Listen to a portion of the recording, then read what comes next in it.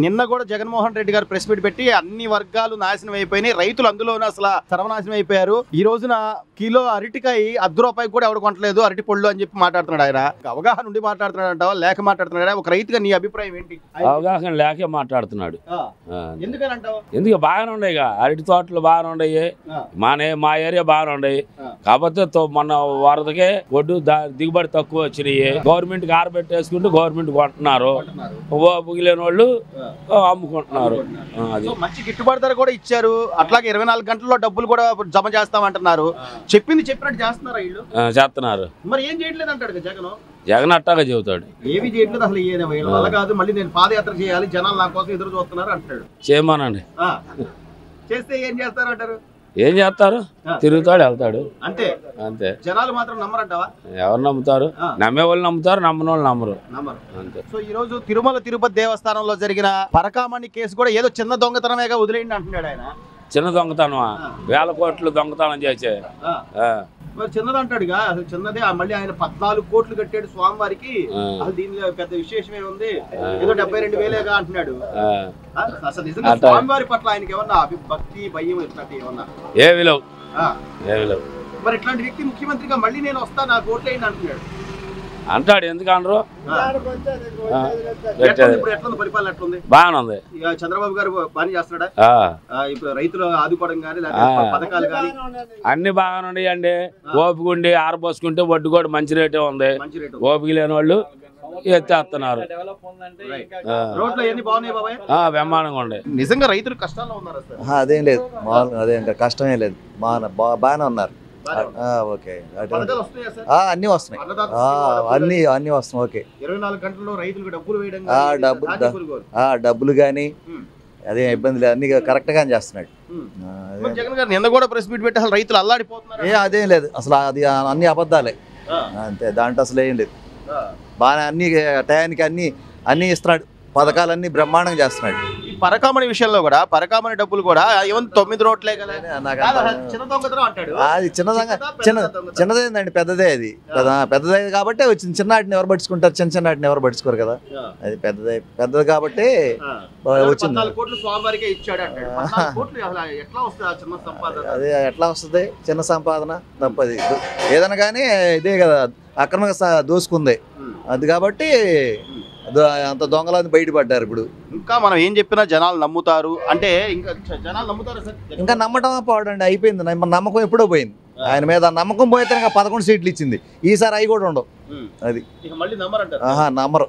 అంత పిచ్చాడు ఏం కాదు, ప్రజలు ఆయన తెలియగలడు అనుకుంటున్నాడు కానీ అంత పిచ్చాడు. వాగుతూ ఉంటా, మాట్లాడుతూ ఉంటాడు ఆయన ఇష్టం వచ్చినట్టు. అందరూ తెలుసు అవన్నీ ఏంటంటే ఎవరు ఎటువంటి అనేది, నమ్మకం అనేది అందరూ తెలుసు. ఎవరు చేసేవాళ్ళ ఎవరు చేయనాళ్ళ ఒకసారి చూశారు, ఒక ఛాన్స్ అంటే అంతటితో అయిపోయింది కదా, లేదు సీను. రైతుగా చెప్పండి సార్, ఒక రైతుగా ఈ రోజున కిలో అరటి ₹1 అమ్ముతున్నారు, అమ్ముకోమంటున్నాడు, రైతులు నట్టేడు ముంచేస్తారు. అసలు నిజంగా కిలో లేదా? అసలు ఎప్పుడు లేదు అది. లేదు లేదు లేదు లేదు, ₹1 అనేది లేదు, కిలో ₹1 అనేది ఎప్పుడు జరగల. మేము అరటి తోటలు పండించాం కానీ ఎప్పుడు లేదు అటువంటి. అసలు తెలిసి మాట్లాడుతున్నాడు, తెలుగు మాట్లాడుతున్నాడు కానీ అర్థం కావట్లేదు మాకు. అదే ఏమన్నా మైండ్ ఏమన్నా ఇదైందో, దెబ్బతిందో, ఒకసారి డాక్టర్ చూపించుకుంటూ పోద్ది ఆయన, అంతేగాని అన్ని తప్పులే ఆయన మాట్లాడేది, ఏది ఒకటి కరెక్ట్ అయింది కాదు. అది ఇప్పుడు పరిపాలన బాగానే ఉందంటారు, అటు పథకాలు కానీ అన్ని బ్రహ్మాండంగా, అందరికి ఉచిత, లేడీస్కి బాగా ఉచిత బస్సు ప్రయాణం కానీ అన్ని బాగానే ఉన్నాయి. అన్ని పథకాలు, గ్యాస్ కానీ, రైతులకి ఇవ్వాల్సిన సుఖీభావ పెన్షన్లు టయానికి 1వ తారీఖు ఇవ్వటం కానీ అన్ని పథకాలన్నీ నెంబర్ 1గా ఉన్నాయి. అన్ని ఏంది అసలు ఆయన చేయాల్సిన సూపర్ 6 సూపరే.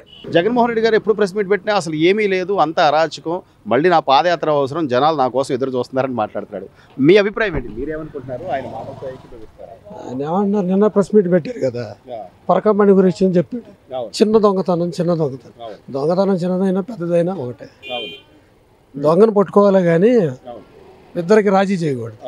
అందులో అది దేవుడి సొమ్ము, దేవుడి సొమ్మున రాజీ చేసే మనిషి జగన్మోహన్ రెడ్డి. కనీసం అంటే మనోభావాలైనా ఉంటాయి. తిరుమల తిరుపతి దేవస్థానం అంటే పెద్దది, ఒక మాజీ ముఖ్యమంత్రి కనీసం బాధ్యత ఉండాలి కదా. అతనికి లేవండి మనోభావాల గురించి మాట్లాడారు. అతను ఓన్లీ అతని పార్టీ, అతని అధికారమే, వేరే ఉద్దేశం ఏమి ఉండదు.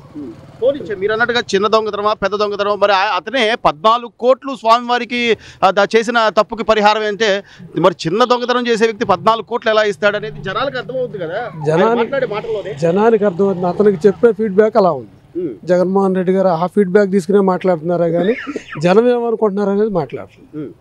ఏ కాడకి వాళ్ళ గ్రూప్ని ప్రొటెక్ట్ చేసుకునే విధంగానే మాట్లాడుకుంటారు. ఆ దొంగతనాన్ని రాజీ చేసిన వ్యక్తులు వాళ్ళ బాబాయ్ గారు కానీ ధర్మారెడ్డి కానీ వీళ్ళందరూ చేశారు. దాన్ని ఎలా కవర్ చేయాలి. దాన్ని పెద్ద తప్పు చిన్న తప్పు చేసినప్పుడు పెద్ద తప్పు ఒకటి గీసామనుకోండి, చిన్న తప్పును మర్చిపోతారు. అది దాన్ని చిన్న తప్పుగా క్రియేట్ చేయడానికి ప్రయత్నం చేస్తారు. అలా చేసే కదా గత 5 ఏళ్లలో డైవర్ట్ పాలిటిక్స్ చేసే కదా ఈ రోజు 11 సీట్లకు వచ్చారు. కనీసం ఇప్పటికైనా అవగాహన ఆలోచన లేదంటారు. నా ఉద్దేశం ఏంటంటే, అతని పార్టీ ఉద్దేశం ఏంటంటే ఓన్లీ ఈవీఎంలు మెయింటైన్ చేసే చంద్రబాబు నాయుడు గెలిచాడు.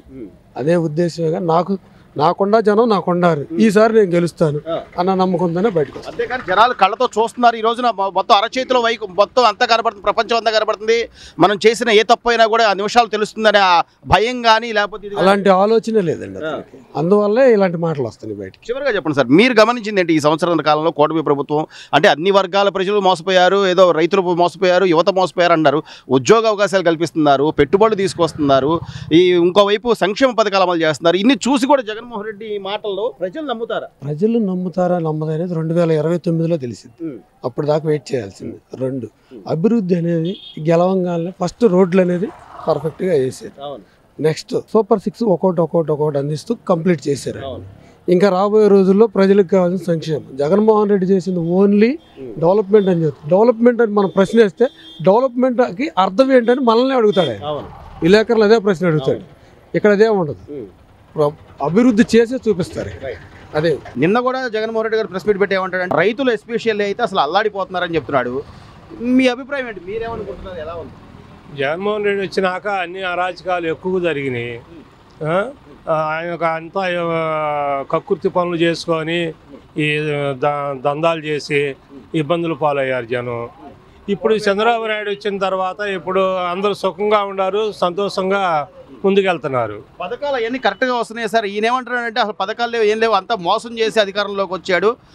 నేను మళ్ళీ పాదయాత్ర చేయబోతున్నాను, మళ్ళీ నాకు జనాలు పట్టం కడతారు, ఒక్కొక్కటి సంగతి తెలుస్తా అంటాడు. పాదయాత్ర వేస్తే ఈ రాళ్ళు వేస్తారు గ్యారెంటీగా. పథకాలు అన్నీ వస్తున్నాయి. ఎక్కడ ఏ పథకం కూడా రైతులకు కానీ ముసలి వాళ్ళకి 4000 పెన్షన్లు కానీ ఎక్కడ ఇవి కూడా ఆగలేదు. వస్తున్నాయి, అన్నీ వస్తున్నాయి. కులం ఏదైనా మతం ఏదైనా పరకామణి అంటే తిరుమల తిరుపతి దేవస్థానం, అక్కడ అందరూ భక్తితో వాళ్ళ కానుకలు వేసుకుంటారు. అది చిన్న తప్పు, అదేముంది అసలు చిన్న దొంగతనం, ఏదో $8-9 దాన్ని కూడా అంత హైలైట్ చేయాలని చెప్పి ఆయన మాట్లాడుతున్నాడు. ఒక మాజీ ముఖ్యమంత్రిగా అన్ని వర్గాల ప్రజల మనోభావాలను గౌరవించాల్సిన అవసరం ఆయనకు ఉందా లేదా? దారుణమైన ఇష్యూ నీకు తెలిసిందంటే అది ఎంత దోసుకున్నది కూడా నీకు తెలిసే ఉంటుంది. అసలు దోసుకోవటమే తప్పు కదా. వెంకటేశ్వర స్వామి కాడికి పోయి వాళ్ళ నాన్న పోయాడు, ఆడ అట్లా చేసి ఆయన అట్లాగే వెళ్ళిపోయాడు.